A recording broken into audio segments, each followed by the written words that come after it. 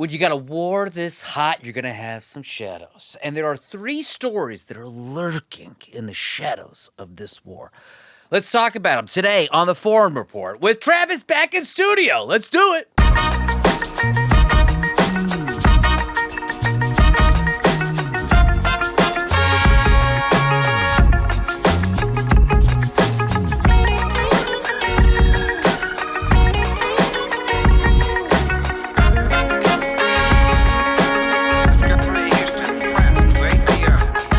Welcome back to the Foreign Report, your weekly foreign policy show that gives you the gory details of geopolitics with hopefully some laughs along the way. I'm Seena Ghaznavi, your foreign policy curious host. With us is our co-host, comedian, director, Columbia Journalism School grad, and back in the studio, Travis T-Seps Irvine. Pew, pew, pew, pew, pew, pew, pew. Hot war. I don't know what war you're talking about anymore. You know what? I've been in the Midwest for weeks, and there ain't no war going on, man. There's high gas prices for some reason, but no one knows why. No one knows why. And Probably Joe Biden's fault. When I wrote that intro, I was thinking maybe this is a good tease. People won't know which war we're actually discussing yet. Right, because there's so many wars. It'll be like, ooh, let's bring them in. Ooh, which war are you talking about today? Guy from Iran originally?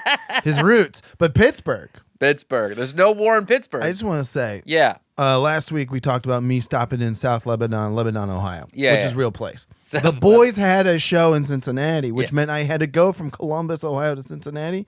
And you know what? I saw Lebanon on the sign. I'm like, I'm pulling off. I'm going to go get some Mickey D's. And it was the slowest McDonald's in history. Oh, my God. Because there's a war on in Lebanon. Yeah. You didn't, I mean, you knew that. Did you think they should be bombed? No, they looked pretty rough already. I think you leave Lebanon, Ohio alone. But I did want to give a shout out to everyone who came up to me in the lobby of the last podcast show and said they love Foreign Report. Oh, thank you. Yeah, thank you we for always watching. love the support. Were they all men? No, sir. No, we have a high amount of female listeners. Because I think, but I was looking at the numbers, Travis, when you were away. Sure. And I saw we skew male, which is really funny because I think we are the number one foreign policy podcast in the manosphere. And I think this is what's happened when we say manosphere so much.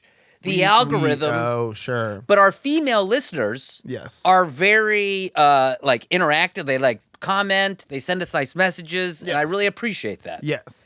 So well, maybe we had multiple all races and sexes coming up to me in Cincinnati saying they like the show. That's incredible. So thank you again for everyone's support. Thank you for doing what you do. Oh, and the Midwest misses you. Oh, I'll be back. Come on back. I'm going back in the summer. Okay, let's go. To see Mom and stuff like that. You want to do a Pittsburgh?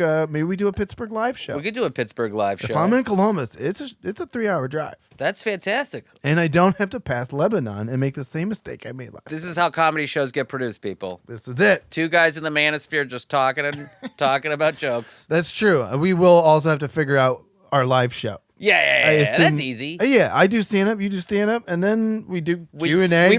We do duo stand up. Q&A. I just keep throwing tags at your jokes. Yeah. That'd be great. You know, it was fun. Anyways, guys, welcome back. Woo, great to have you back in studio. Listen, there is an update on the Iran war. There's a recent offer on the table. Deal or no deal. You're telling me Howie Mandel finally got involved? He did. Deal or no deal? This thing is going to get wrapped up. I'm going to say no deal, Howie.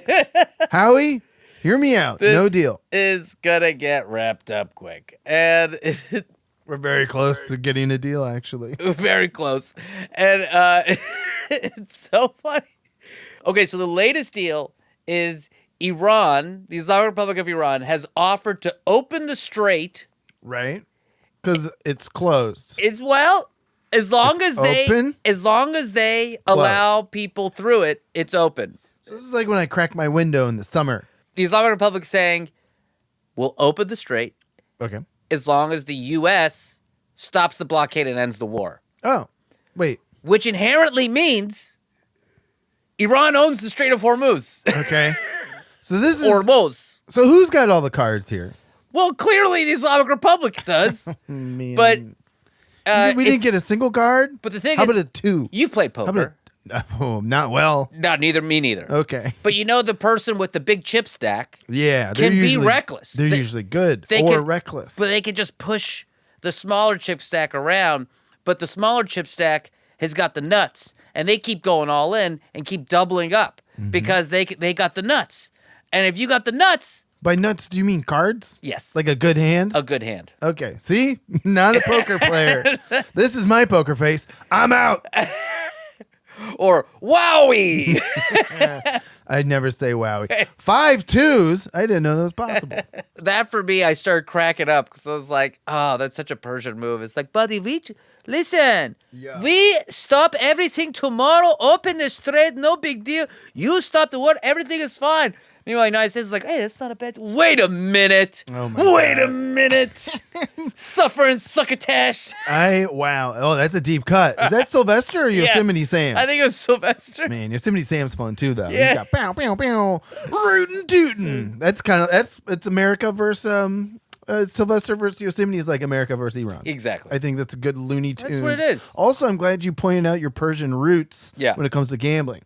Because anyone who goes to Vegas with Seena, you hang out with him by the craps table and just does what he does, you will win so big.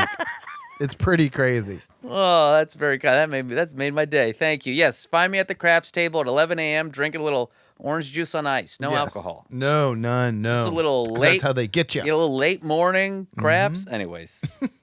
By the way, sign up for the newsletter. Oh, yeah. We're going to change the newsletter up a little bit. It's going to be more of like an in case you missed it now every Ooh, week. yeah. So if you happen to miss the show, you'll get the normal email from producer Danielle, and then it'll have some links and from the stuff that we talked about in the show and quick little blurbs so you can kind of like feel like you're still in it, even though you may not have, listened to the show. And I usually throw in an article from Ohio. It's Meanwhile in Ohio, what Travis is reading. Yeah. And it kind of ties, as we always say, foreign policies, domestic policy, vice versa. Yeah. What people in Ohio are dealing with and how it relates to everything we talk about. Exactly. And what we're talking about today, Travis, are 3 stories. Oh, God, the shadow wars that you speak of. Yeah. All right. And Let's it's get actually into it. very central to what's happening in the overall Iran war. Yeah. First, there is this Cold War era jet that managed to get through the U.S. air defenses in Kuwait. Incredible. Very small story. Then there's a hostage negotiation playing out in the Strait of Hormuz. Okay. And then there's a weapon system that's now in a country where if you were to tell me 5 years ago that this country was going to receive a missile system or a missile defense system from this other country, I would ask you, who did you get those mushrooms from? Sure. And so we all know Iran, the big thing here is we all know Iran can't win this in a traditional war setting, right? They're just going to get bombed. They can't so they have to find other ways of finding vulnerabilities, changing the dynamics of the war field, right? Right, because they do have the economic upper hand, like you mentioned, with controlling the strait. Yeah, and But- messing up the global economy. Exactly. But militarily, they are still at a disadvantage against the biggest military in the history. Exactly. And so in Kuwait, at Camp Buehring, I hope I'm pronouncing that right, and frankly, I hope I'm also not pronouncing it right because it's spelled Buehring, and frankly, Buehring? I'm not doing it. I'm not doing it. I'll put an American accent Go on ahead. it when I say it. Go ahead. And then you pronounce it correctly. I don't know if I'm correct, but you do. What's your? Camp Buehring. There we go. Hey, y'all. Thank you. It's me, Colonel Buehring. So, Name something for me in Kuwait. where are you going? You going to Buehring? You going to Kuwait? Buehring. Hey, you just getting down to Kuwait there. Ooh, that's that Pittsburgh accent. So the U.S. has a huge military footprint in West Asia, in Kuwait, in this Camp Buehring. And if you're a soldier, you probably know about it. It's a main kind of like like traffic point where you kind of like land there. You gotta like go to other places. So why is this such a huge deal? Because an Iranian F5 fighter jet bombed the base. What? F5. Now I don't know that. I was like, wait a minute. Yeah. What does that even mean? That would be my first question as well. An F5. F5. Okay. Not bingo. You sunk my battleship. Yeah. Right. Bingo doesn't have an F in it. I don't think so. No, not yet. Not unless you lose. It's so F5 is like a Cold War 1955 designed fighter jet. Okay. And for comparison, Travis, Yeah, please. we are currently on F-35. Right. So there's been 35s later. 30 Fs later. 30 Fs later from the 5. Yes. And so this jet managed to get through America's impenetrable air defense system at this base. Because it's so old? I guess so. I guess they're like, surely this can't be a jet that's going to drop a bomb on What us. do they think it was then? A blimp? This is like cyber hacking with a fax machine, and it working. And it worked. And it was like, oh, I just did this. Sir, the cyber terrorists have taken our fax machines. Yeah. I don't know how they just scanned pictures of their butts and it came through. It just came through very slowly. Very and slowly. On toxic I paper. can't tell what it is. Hold on. It's still printing. It's a butt. I don't know if you remember the beginning of the war. There was a friendly fire incident where Kuwait's air defenses, Which is the dumbest in term. general, I I don't think it know was for other this game. people have said it, but friendly fire. Come on. Yeah. Could we not? Can There's we nothing not- friendly about it. Oh yeah, there's nothing. Friendly. It's no fire's friendly. This is why you turn it off when you play a video game. Exactly.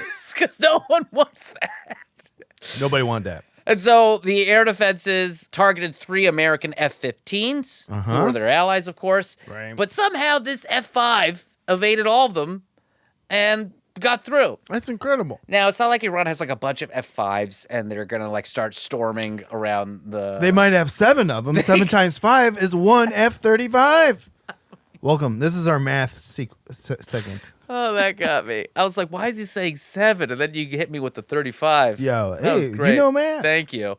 What's crazy about this is that the Islamic Republic, or basically the IRGC, were looking for soft spots, right? And this was the rear line, right? Yeah. The camp. So if this is your station where troops land first, Right. it's not the front lines. Right, so this is Camp Buehring. You're the boo, not the ring. They're attacking the ring of the Buehring. Yeah, man. Come and on, so y'all. they strike this base, and now all of a sudden, Camp Buehring is the front line of the war. They create a new line for this war. So imagine they now need to change their war games, change their defensive postures. Apparently, they're ordering a bunch of anti-drone stuff from the Brits to get shipped there immediately. And it's like they're all scrambling right now. That's crazy. It's almost like they didn't thoughtfully plan this war out. Well, yeah, we knew that. Did they ever even know that there was an F5 somewhere lurking around in the world? Oh, my God. It's insane. I mean, talk about, where's your intel? Oh, that's a giant plane. What kind of plane is that? It's from 1959. Don't worry about it. Yeah. It ain't going to attack our Buehring. Was someone just thought it's like, oh, it's probably a passenger, old, hobby pilot? I don't know. Right, yeah, it's a hobbyist. It's like when I was driving from Cincinnati to Columbus, there's one of them old, like, Studebakers. Yeah. That somebody had fixed up and these 2 guys are driving it. And it's like, that's the F5 And that of cars. Studebaker went and bombed and suicide bombed. It was the Iranians, and Exactly. they took on that McDonald's in Lebanon. Exactly. So right now, okay, so that's one thing that's happening. Okay. That's another shadow thing that we're not talking about. Very, very little coverage. NBC has backed it up. But that happened. That's crazy. And I love looking online. People are like, that didn't happen. And it's like, no, it happened. It did happen. Well, so much news is fake news, and you can't tell anymore, but It's extremely difficult. sometimes the weirder things are true. So now we have this hostage situation with the Strait of Hormuz. Okay. And what I find super interesting is that it's not just about the negotiation between Iran and the U.S. Whenever you have something like this, it's like, what other ingredients are you adding into the ecosystem of this problem? Okay. Okay? So Abbas Araghchi was in Oman on Sunday. Are you saying that right? Araghchi? Yeah. I hope so. Oh, you want me to say it with an American Should I call accent? my... Yeah, please. Abbas Araghchi. He's from man. I listen to the Tim Miller on the Bulwark sometimes, and he pronounced it Arashi. Arashi or Arachi. He said made it Italian. Anyways, Right. so he's in Oman on Sunday, which is Oman. they own the other half of the strait. They're on the other side of the strait. They're right? doing a great job. So when the tolls that we talked about, that's who they would split the tolls with, right? Right. And then Russia on Monday, they met with Araghchi, Oh, really? and so Putin met with him. Oh, boy. So what does this mean? Yeah, what does that mean? Okay, so Oman and Iran all of a sudden now are figuring out publicly what to do. And now Iran goes and publicly meets with Putin. Oh. And so And they're selling their oil to China. Exactly. Russia's had their hooks in Iran for over 100 years. Mm-hmm. And this is now a public-facing way because they've been kind of quiet on the sidelines. Now this could very well be a thing where Russia starts more formally backing the Islamic Republic now that they know that the United States is clearly destabilized, clearly on the back foot of this thing. It didn't get wrapped up quick. Right. The Strait of Hormuz is like literally, this hostage in the middle of our entire economy, holding everyone hostage right now. Got you. So when you said hostage situation, you didn't mean like a guy. No. You meant The Strait. Gotcha. Yeah. Wow. Hey, that's good at poker. And us. Yeah. What? Oh, by Poker Face? Yeah. No. Getting a straight in poker is very good. That is true. I'll be Travi, making poker look at references this. throughout the rest of the show. 7 times 5. There we go. Right. But so all of this means that more coordinated effort between Russia and Iran could mean that they could spike the price of oil even higher, which what does that mean for Russia? They're a big exporter. They make more money. And then Iran makes more money. And then what's the U.S. doing? They're seizing anyone that's paying the toll as an oil tanker to the Islamic Republic. So the U.S. is seizing that ship. And so they're trying to choke the money from the Iranians as well. Wow. Isn't this crazy? This is crazy. This is crazy. This is like And not good. This is all the stuff that people aren't necessarily like really talking about and like tracking. Sure. Which I think is what really matters. All we're talking about is like, oh, back and forth, look how stupid we are and how stupid they are and how stupid they are and we are. What all this shit. Yes. Because I'm also thinking like, and you're usually very good at this, like, was any of this predictable? I would imagine.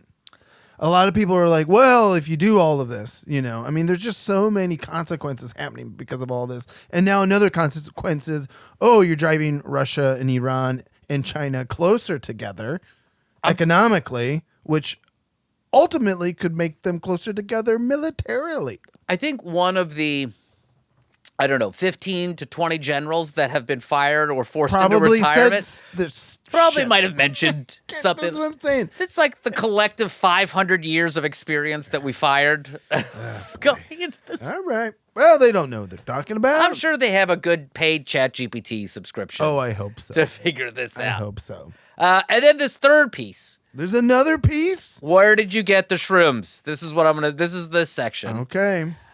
The Iron Dome. Ooh. Israel just sent an Iron Dome battery, which is like a missile defense thing, to the UAE. Yes. So we've talked about how the UAE has been, as we know, has taken, I think, like half the missiles that have come out of the Islamic Republic have hit or been targeted at the UAE. Oh, really? And they have a lot of air defenses. We have some great fans that have been keeping us updated on that. And they're getting, obviously, you got air defenses. They're not going to last forever. So they need to fortify their defenses. And they signed the Abraham Accords, I believe in 2020. And they haven't really done too much. But now they're like, okay, now it's, So those were like the Abraham Accords, if you remember, it's normalizing relations between Israel and other countries, UAE being one of them. But I don't think they said it was going to be this normal. Like, they're military partners now. Yeah. Which, that comes with a lot of baggage. Oh, really? Well, I mean, I gave you this battery for your missile defense. Oh, thank you. Hezbollah's sending stuff. Maybe you go talk to, you know what I mean? Now, what are you going to do? UAE could be sending money to Israel. Like, I don't know where this is going to go. Right. So this becomes like a backroom handshake deal, and then They don't even need a back room, Travis. Everybody owes somebody something. It's in the lobby. Oh, wow. Lobby deal. It's in the hotel lobby. Man, I've done some hotel lobby deals, and everyone saw what was happening. Oh, man. I wanted to make a R. Kelly reference there, but I'm going to move on. Oh, right. And the cherry on top. Only poker references today. Thank you. Yeah. The cherry on top of all of this. Everyone sees your hand Yeah. when you're in the lobby. When you're in the lobby. There we go. And you don't care. No. Because you got the nuts. Because you got a good hand. Yeah. Got it. So the little pinnacle of all of this here is that, again, we keep talking in the United States about how we're crushing the Islamic Republic. We've won this war. We've done all this. Winning, regime change. Right. You know what I mean? It's not a war. I want to have a it's regime change hat You know what I mean? Like, it's crazy. Who? I don't know where you get that hat. I don't know who else buys that hat. Yeah. But I support your That hat. is a audience of one. Yeah. So besides the human life cost of this war, which has been catastrophic, Yeah. $5 billion in damages, Travis. Wow. To Everywhere? U.S. bases, U.S. facilities in 4 countries. Oh, so that's why we need more military funding. $5 billion. Because we started a war, and now our facilities are being destroyed by F5s from 1959. And it doesn't, and I'm talking about like we spent money on munitions, $5 billion. No, destruction, $5 billion. Which will have to get fixed at some point. At some point. You're right. Man. Good thing our tax dollars don't go to the defense budget. It predominantly does, Seena. Oh, God. I've got bad news. All right, so I want to mix these 3 shadow pieces all together. You're telling me 3 other consequences of this war that's not a war. Yeah. Is we've got breaches. We've got holes in the armor. Yeah. We've got, and specifically in Buehring. In Buehring. And just places like that, in Kuwait. And then you've got this big hostage situation involving not a person, a big strategic location. Exactly. And it is apparently causing Russia and Iran to get closer together. Of course. So that's bad. And they were close before, but now it's like they're making it outward. Yes. Every state visit, when you make a state visit, Right. has implications. It's a signal. Yes. And that also ties into what we've talked about before, that China is the main buyer of Iranian oil. Yeah. And then Israel is now trying to help other countries in the area from getting missile attacks all the time. Just the UAE right now. Just the UAE. Okay. But maybe if it goes well with UAE, maybe we help a little Qatar. Maybe we help a little. Although Israel bombed Qatar. I don't think it's going to be the Qatar. I think it might be like Saudi, but who knows? Saudi has a military. UAE, they just have like missile defense. They're not trying. They weren't trying to scrap. Right. They never wanted a war either. No. So this war is basically causing all kinds of alliances that we've never seen, and disruption like never before, and destruction to the tune of $5 billion in counting. When it comes to oil, and I think this may be good, this is like speeding up the death of fossil fuels and stuff like that. I'm Like- still ready to go on my full show rant about solar and wind and how we could have gone that route. Oh, yeah. 25 years ago. Absolutely. Who killed the electric car? All that stuff. Don't get me started. Yeah, we are here, Yeah. but we're not. We're like, we're at the whim of the global economy when it comes to oil. The petrol dollar. they and call you it. can't just spin up these pumps again. No. That doesn't spin up that fast. So this is going to take, like, I don't know. I was reading an article the other day. Could take years for things to get back to normal. I remember, yeah, and just like a month ago, we were saying like we're 6 months behind on the Yeah. supply, but yeah, it's not going to take 6 months to fix it. Then I saw a thing from Peter Zayon, or I think that's his name. He was Hold saying, on, with an American accent, Zayon. Peter Zayon. He was saying that California just got its last shipment of oil from the Persian Gulf, because California, although it produces a bunch of oil, it doesn't produce enough for the entire state. Uh-oh. And so we just got our last shipment of pre-war oil. And that's going to start happening everywhere. Yeah. Wow. Cool.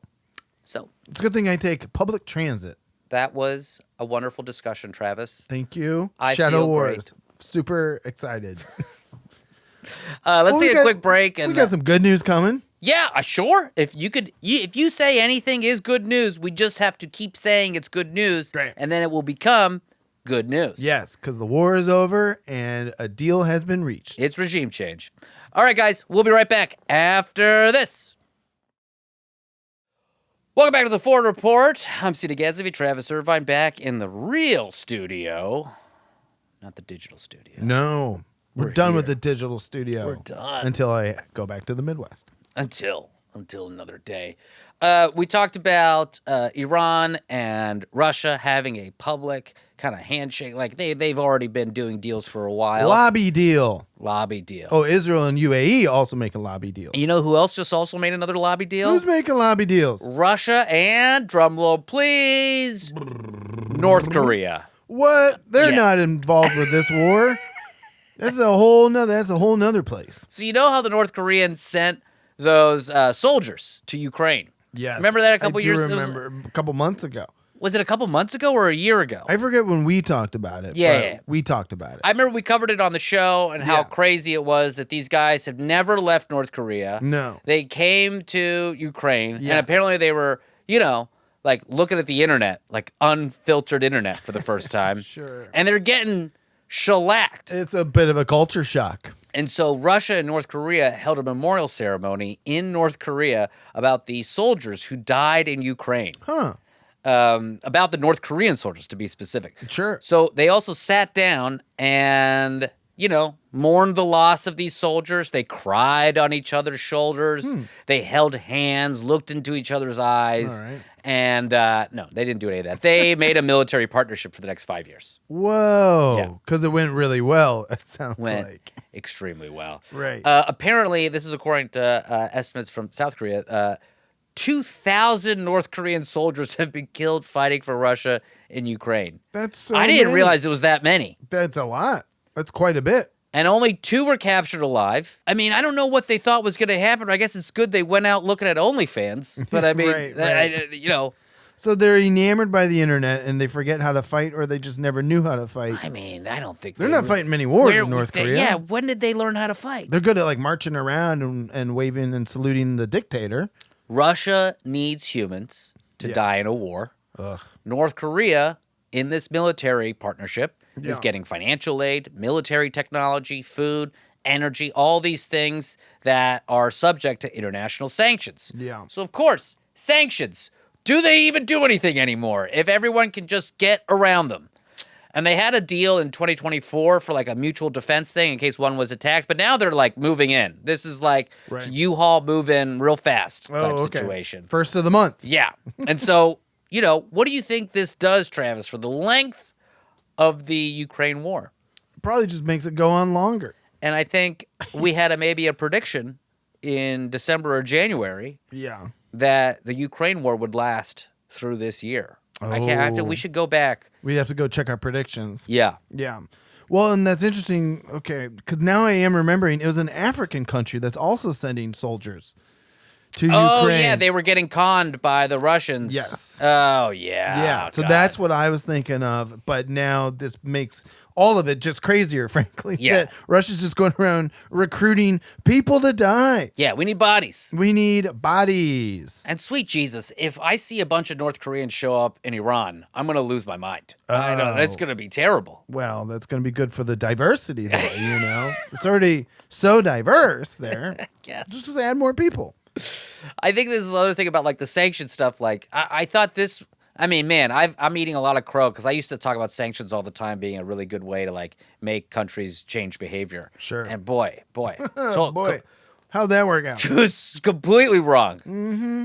All right, shall we move on to our next story, which is the only sliver of good news we could possibly talk about. Okay, as long as it's within the region, then I'll take it as good news. Well, Syria has started prosecuting Assad and his allies. Oh, I guess that's good. I guess so. It's good for everyone else but the Assad people and his But family. then I'm also like, isn't the guy in charge of Syria now? He's a former ISIS guy? Well, it's not. I mean, he went through a little bit of a rebrand. He Right. was a young man. Yes, he went through conversion therapy. I was a bit of a hothead in my 20s. Sure. I Okay. had a little bit of a temper. We all learn from our mistakes. Yeah, I'm different. I'm a dad now. Yeah. Yeah. Yeah. A little bit different. I don't party like I used to. Right. So you're ready to be a judge, jury, and executioner of an Yeah. entire regime? Now he doesn't Al Qaeda like he used to. He just does it a little differently.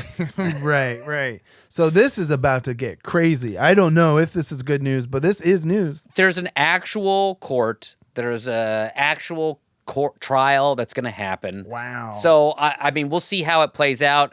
How the rules of proceedings and all that criminal justice and stuff like that. But the people up are Atif Najib.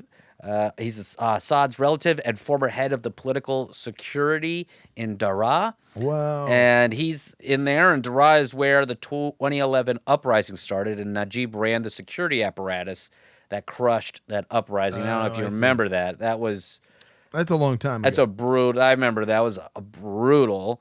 Yeah, I can't imagine. They let off this good lead hitter Right. for this Nuremberg-esque trial. That's right. This was all during the Arab Spring era. Yeah. And this was when I was at Columbia Journalism School. I was in law school, yeah. I remember all of these things happening while I was in New York, and I was surrounded by international students who were more familiar with a lot of what was going on there than I was. Yeah. But you know, I mean, like Tunisia and Egypt, there were so many successful Arab Springs that were happening in 2011, and then Syria was just like, no, we're not doing that. Not gonna happen. Yeah. And 2009 is, it kind of started in 2009, and then you had the Green Movement. Yeah, it was a long spring. Yeah. It's a long spring. It's very long, multi-year spring. But Assad is also going to be tried, Bashar al-Assad and his brother, but they're going to be tried in absentia. Huh. And you know why they're being tried in absentia? Because they're in Russia. Whoa, Russia again.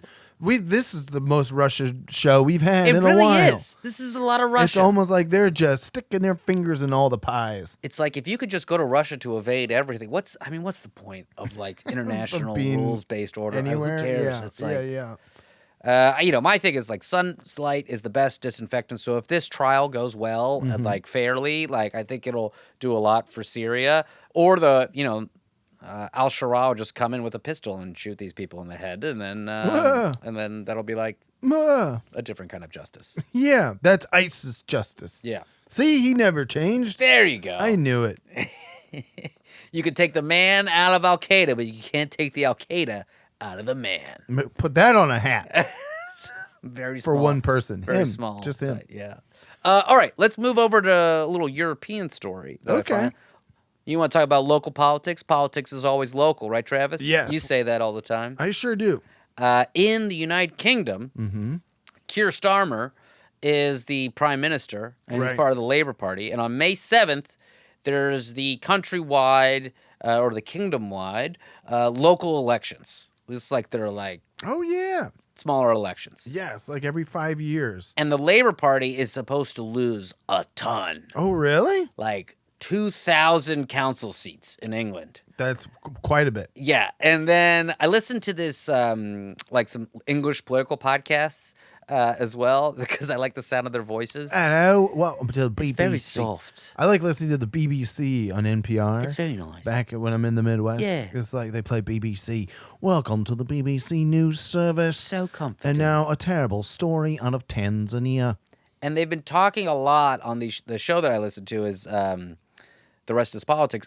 Prime Minister Keir Starmer's been very weak. He hasn't really stood up to Trump properly. He hasn't really stood up about this war properly. It's funny that he's weak on Trump. Yeah. That's something Trump would say. Oh, yeah. That you're weak. You're weak on me. Weak. You're Keir Starmer, weak on me. And I think when this show started like a couple years ago, I mean, we kind of covered how big the win was for Labor a couple years ago. Now they're polling at 20%. That's not good. Better than the Democrats. Even by parliamentary numbers. Yes. Because 20% still gets you like 20 seats or this 20% of the parliament. I'm glad you brought that up because I think it's kind of cool because Reform, the Nigel Farage party, the people that voted to leave the EU, yes, they're going to gain like 2,000 seats. These are projections, of course. Well, that's crazy to me because that's a conservative wing of British politics, but why? So far, we've seen this pattern all around the world, Canada, Australia, especially, old British Empire territories, former countries, where the Conservative Party ends up losing big time. Well, here's the other thing, though. The Greens are supposedly supposed to gain 500, and the Lib Dems could gain 200. So and the Tories are also going to lose as well. Oh, and the Tories are your more conservative as well. Your more traditional conservatives. So what's happening is the wings of each party or each of the political spectrum in the United Kingdom are gaining seats. And this is where the parliamentary system, I think, really comes into play. Yeah. Because it is kind of the end of a two-party system where it's getting trounced at the local level. Yeah. And what happens at the local level presumably would bubble up to, the higher echelons of government. Oh, wow. So do you think, for me, there's a part of me that kind of likes this. Right. Because one smaller part of the political spectrum can get a bigger voice, but they don't necessarily run the entire show. Yeah. And I don't know. I'm not a parliamentarian expert. Sure. We could get one on. We could. I think the audience, I know it's a very international audience that we have. Yeah. I'd love to hear what you guys think. For me, that's what I like about a multi-party system is at least you could say, these are the Nazis. They're over here. They're over there. You know what I mean? They're very clearly They're Nazis. clear. And if they gain a bunch of seats, that should be a real signal to everybody else. Yeah. You know, and what this, to me, signals is that the people that we presumably thought were the thoughtful, pragmatic people to run the country have done a shit job. Right. Yeah. No, that's very interesting because you're right. For a long time, even in England, even in a parliamentary system, two parties usually prevail. Yeah. Commonly, right? So it's been conservative and labor for decades and decades and decades. Yeah. I mean, even in Churchill's day, there was conservative and labor, and he would switch back and forth between the parties because he's Churchill. He can do whatever he wants. Yeah. But now, reform is Farage. So that one's kind of like that Brexit style. That's what's crazy to me, that they are gaining steam. But then, yeah, then you got Greens and the Lib Dems. Oh, man, Lib Dems were kind of, especially when I was studying in England, during college, Lib Dems were like the third party. I see. And there was like one year where Labor got trounced, but Conservative didn't have the majority, so they had to join a coalition government with the Liberal Dems.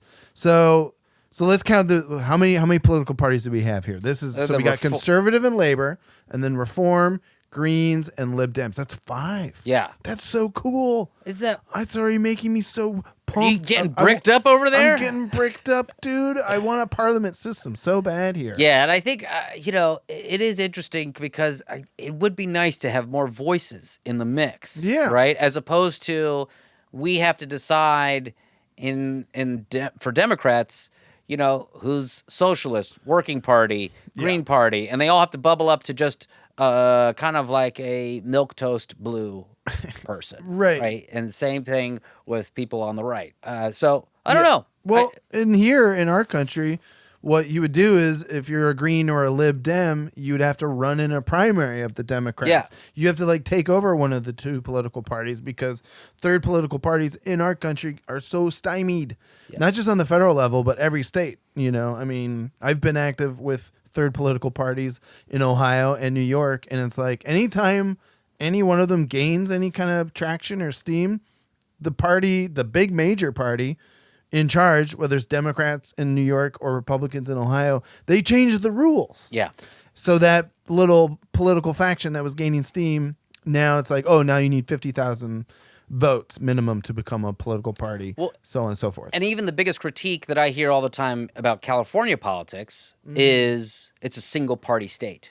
Sure. So whoever screams loudly about Trump is going to take the lead and all this stuff. And what if there was, more of a spectrum within the Democratic Party, or we had the ability to have another party take more of a voice? Right. Maybe you could have a more thoughtfully run state. So I don't know, fourth largest economy, but whatever. Well, yeah, but also we have the open primary system in California, which I also like. I agree. I think that'd be cool to have that in Ohio. Ohio's primary, I voted in early in the Ohio primary, but it's how many times you vote? Just once. Okay, all right. Don't worry. All right. No voter fraud. Got it. But it's an open primary. So when you go and request a ballot, you are now a member of that party. So if I wanted to go mess with the Republican primary, which my dad has done a long time ago, where he's like, oh, I voted for the guy I knew if he went to the general, he would lose to the Democrat. So you have party rating over there, and an open primary kind of kills that whole thing.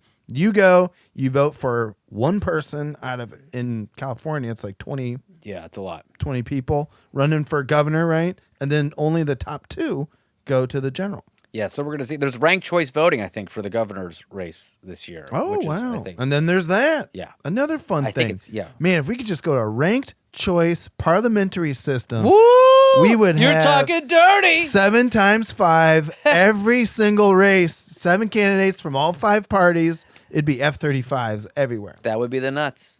Let's take a quick break, and when we come back, we're going to talk about everyone's favorite guy who survived this weekend, JD Vance. We'll be right back. Welcome back to the Foreign Report, and it is time. Travis and I love this every week. Every week. Here we go. Give him a chance, it's JD Vance. No, wait, he sucks. Club remix. Bam, bam, bam. Club remix, ladies and gentlemen. Let's go. I love that I say it twice. You say it twice. I have to because it's so nice. it's in the clip. It's in the clip. It is also the club remix. All right, so a little different of a JD Vance corner this week because we had the big assassination attempt? ? Which I believe was real. I believe this one was real. Let's a little bit of context before we jump in here. I saw this article, and I think I sent it to you immediately at 2 a.m. or 3 a.m. Yep. That half of MAGA thinks that the Pennsylvania assassination attempt on Trump in 2024 was fake. I agree. And MAGA thinks that. Yeah. Progressives, obviously, were convinced right away. That stuff doesn't happen. That whole thing, you're just like, what? Your ear, what happened to this guy, Exactly. the Secret Service carrying the photographers to get the photo. Why was he allowed to stick his fist up like that? All of it, right? And then when Joe... It looked like a Broadway musical. Right. Oh, that's what we... Attempt, the musical. Yeah. Sedition. This looked much more real. Yeah. Well, the White House correspondence one. Yeah, this one, and like when I saw it, and I saw Trump being told because that that mentalist guy was next to him. Right. He had this look on his face. It was like the big reveal was about to happen. Then. Yeah. See, and that's where I think the timing's suspicious. Well, I think it seemed like the timing was suspicious, but it was funny because Trump did look like he was like, I thought this was going to happen after dessert. Right. Like, I was told... I was gonna, because it was before his speech happened. Yeah, he wanted to do that speech. That's what I think. Oh, you think he wanted to? He wanted to do a speech where he went into full roast mode at reporters. He's suing half the people in the room. Right. See, and that's, again, a lot of people are thinking this one was fake because he's never gone to that before. And then the one time he goes to it, and then the security at the hotel, the Hilton, right, where Reagan was one shot in the 80s, was so lax. Like, all these clips are coming up by algorithm. Even these Fox News reporters were like joking. I saw that about how lax security was, and it was like, and the perpetrator had like checked into the hotel days before. Nobody checks if you're already staying in the hotel. He was just walking around in the hotel robe and flip flops. He's doing lobby stuff. He's showing everyone his hand. It's got a gun in it.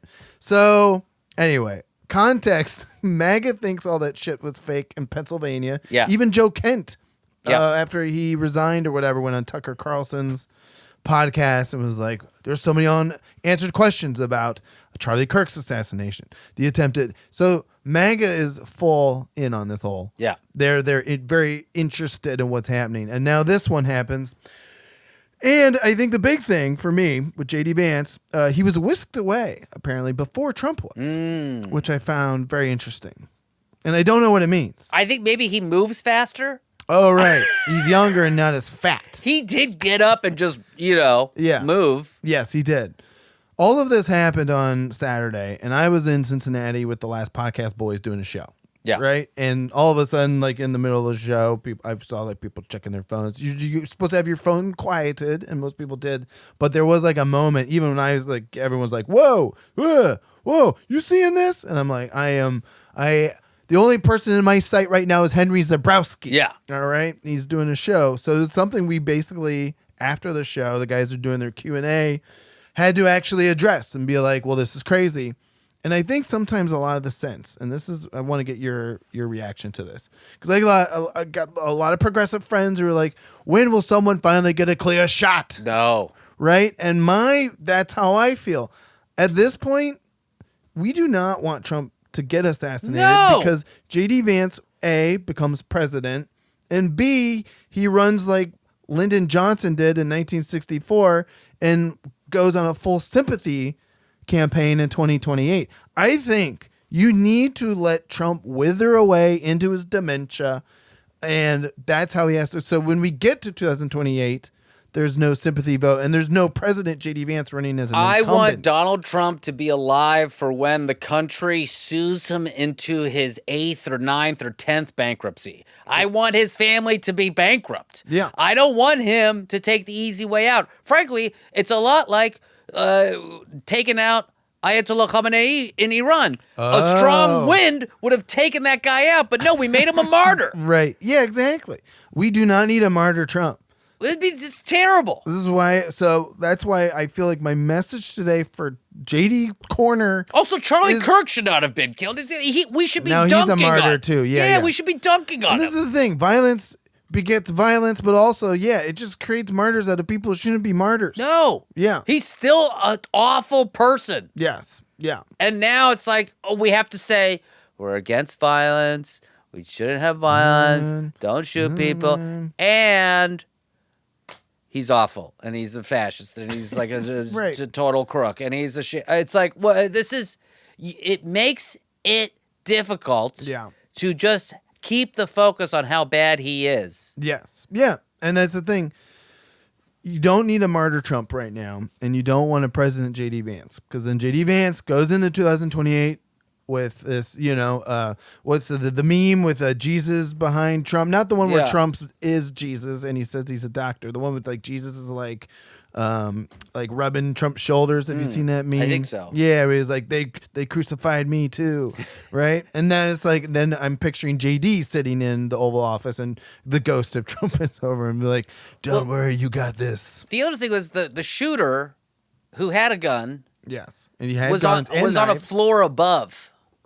He wasn't even on the same floor. Yeah. Cash Patel on the ground. Immediately. Guys, what are we doing? Whoa, hold on. What are we doing? Hold on, do it again. Hey, Whoa. Hey, Whoa. everybody down. Everybody down. Don't touch that salad. Man, your kids love you, dude. Don't touch that salad. Don't touch that salad. It was just the guy was a floor above. They shot. Yeah. They didn't shoot him. So no, they tackled him and But I heard a restrained him. Secret Service person. One guy got shot, but he was wearing a bulletproof But vest. he got shot by his own Secret Service. I think it was friendly fire. Oh well, now we're back to that term. That's more fun fire. That's secret fire because it comes from the Secret Service. We don't know who fired it. Shh, it's a secret. But also, if they were shooting, like I heard you could hear the shots. Yeah, there were like multiple because the guy like broke through and then was just trying to fire off as many as he could. But he wasn't even close to the president. No, he wasn't even. He wasn't on the same floor. This is why none of this makes sense, Seena.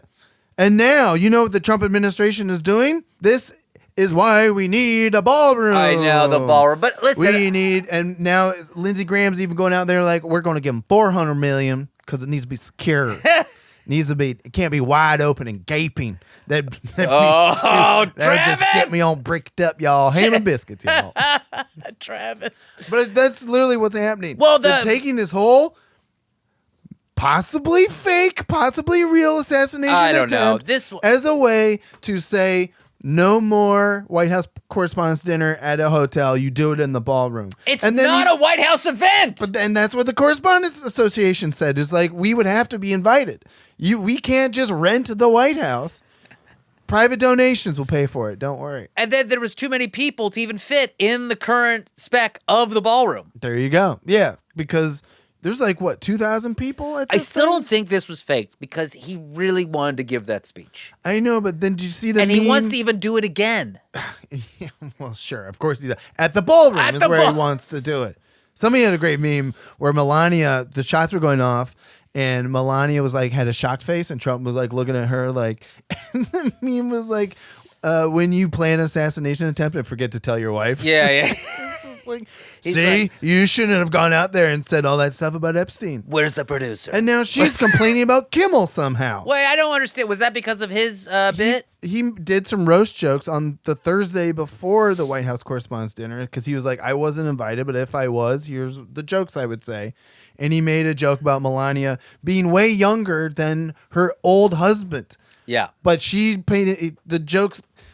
She turned into it's a joke about her husband's going to die before her, and he called for her for Trump to die before her, but it was really just a joke about how she's like 30. She's younger than Kimmel. Like she's 30 years younger than Trump. Yeah, I think but Kimmel also did a bit where he was just like, Donald, Melania, Donald, and that's my impression of Jeffrey Epstein introducing. Wow. Oh, that's a great joke too. I'm sure Melania didn't like that one either. Definitely did not land in the Melania camp. Anyway, freewheeling JD Vance corner. Yeah. But domestic policy is foreign policy, vice versa. If we have a president, JD Vance, and this is my message: liberal people, progressive people, everybody, stop wishing for because Where's my camera? That's your close-up. Cash Patel. Hold on. Can you do Cash Patel? Cash Patel. Whoa, I can't. Hey.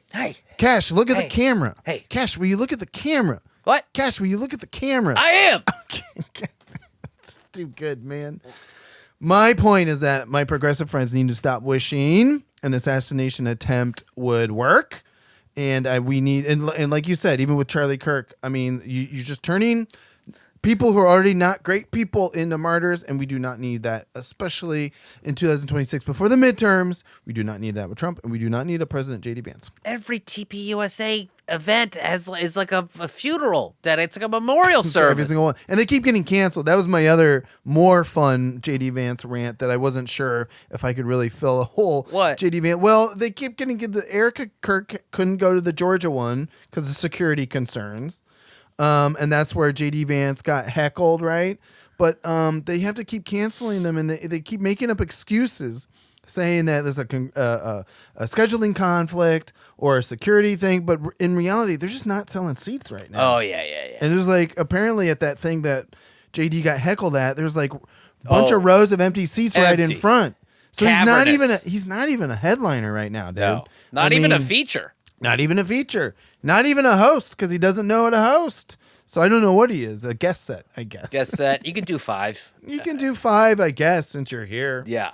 So that was the other thing. JD is bombing out, and please don't make him president. That's my rant for real? today. Yeah, I just you don't understand. You are meddling in God's domain, Mr. Beale. That's a line from Network.